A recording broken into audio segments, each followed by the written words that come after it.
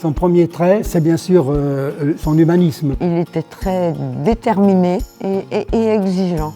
Donc c'était quelqu'un qui avait des idées bien tranchées, mais c'est quand on a des idées bien tranchées qu'on arrive à faire les choses. C'est quelqu'un qui devait avoir un charisme important, moi je n'ai pas eu la chance de le connaître. C'est quelqu'un qui a été meneur et qui a su prouver par ses résultats les bienfaits de l'enseignement qu'il proposait ici au Pays du Mont-Blanc. Monsieur René Dève, il avait une méthode très personnelle pour nous faire revenir dans le droit chemin. Il nous prenait comme ça vers l'oreille, il tordait l'oreille et il nous disait « Dis donc, Sautier, prochaine fois tu fais attention, hein, je ne veux plus te revoir comme ça ». C'était sa technique, mais on s'en souvient des pincements d'oreille de Monsieur Dève. Tout le monde le connaissait, on le respectait beaucoup et en même temps, on ne peut pas dire qu'on en avait peur. Il y avait un petit côté aussi paternaliste. Les élèves à l'époque, ce qui change bien sûr avec le public d'aujourd'hui, c'était le respect, quoi.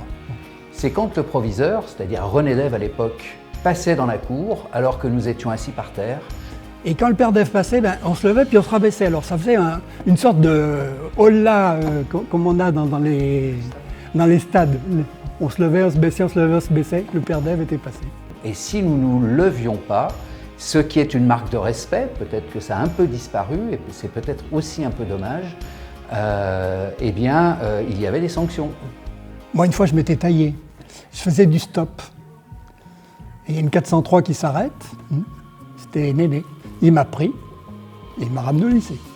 Aujourd'hui, je considère que René Dève était un visionnaire et il est arrivé en tant qu'élu conseiller général et puis maire de Passy. C'était un peu un aboutissement d'une carrière qui a été engagée en tant qu'instituteur à l'école des Plagnes sur la commune de Passy et quelqu'un qui avait voulu faire avancer l'éducation sur sa commune. Il commence à transformer son école primaire en ce qu'on appelait à l'époque le cours complémentaire. Et ce cours complémentaire, il va arriver à le transformer en collège, dans un deuxième temps, si bien que le petit instit va diriger un cours complémentaire, va devenir directeur d'un collège. Le collège va devenir lycée général et technique, ça sera le grand lycée polyvalent du Pays du Mont-Blanc. À cette époque-là, on n'avait pas grand-chose. Et quand moi j'ai été étudiant, comme beaucoup de ma génération, c'est-à-dire dans les années 72, quand on partait d'ici, on allait en ville et on se disait qu'on ne reviendrait jamais.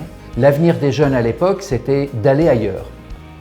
Donc René Dève, lui, il avait bien compris une chose, c'est qu'il fallait qu'on donne dans ce territoire de la Haute-Vallée de l'Arve et du Pays du Mont-Blanc les moyens aux enfants d'avoir un cursus d'éducation. Et lui, il a compris que finalement, là, il y a un sacré gisement, un sacré besoin. De Salanches aux Contamines, de Megève à Passy, Fayet, c'est le creux, il suffit de descendre les élèves. Et avec un système de transport scolaire journalier, il arrive à éduquer pratiquement tout le Pays du Mont-Blanc. Je pense que c'est quelqu'un qui avait beaucoup de pouvoir de conviction, qui a su se faire entendre au niveau du ministère de l'Éducation nationale à l'époque, parce que c'est très important, notamment dans ce domaine-là, d'avoir la hiérarchie avec soi. Et je pense qu'il a bien su manœuvrer pour avoir une écoute attentive et surtout réceptive par rapport au projet qu'il présentait. Il a toujours facilité la vie des sportifs ici, et bien avant qu'il y ait des sections sport-études ou que ce soit officiellement accepté. Donc il a vraiment été précurseur dans ce domaine. Il y a eu quand même énormément de champions qui sont passés par le lycée René Dève. J'ai le souvenir de deux, trois bons. Il y en a un qui s'appelait Bob Volek, je me souviens toujours, et Alain Pence de Saint-Gervais, qui étaient en équipe de France. Donc il a eu la fierté de créer ce truc-là. Parce qu'il faut aussi se souvenir que c'était un des premiers lycées mixtes. Moi je pense qu'on doit vraiment lui être reconnaissant de ça, d'avoir pu faire des études secondaires dans le secteur. Et si les élèves du Pays du Mont-Blanc peuvent venir aujourd'hui dans un lieu relativement central, c'est notamment grâce à lui, et qu'on n'est pas obligé d'aller trop loin, à Bonneville par exemple, ou à Cluse à l'époque, il y avait un lycée, le lycée Charles Poncet. Il faut quand même rappeler qu'on a le pôle mondial de spécialisation de la mécatronique sur le territoire, notamment le secteur de Cluse-Bonneville, mais aussi un petit peu sur la partie Salanches-Passy. Et si on est à ce niveau-là d'exigence et d'expertise, c'est grâce notamment à l'enseignement et à l'engagement de gens comme René Dève.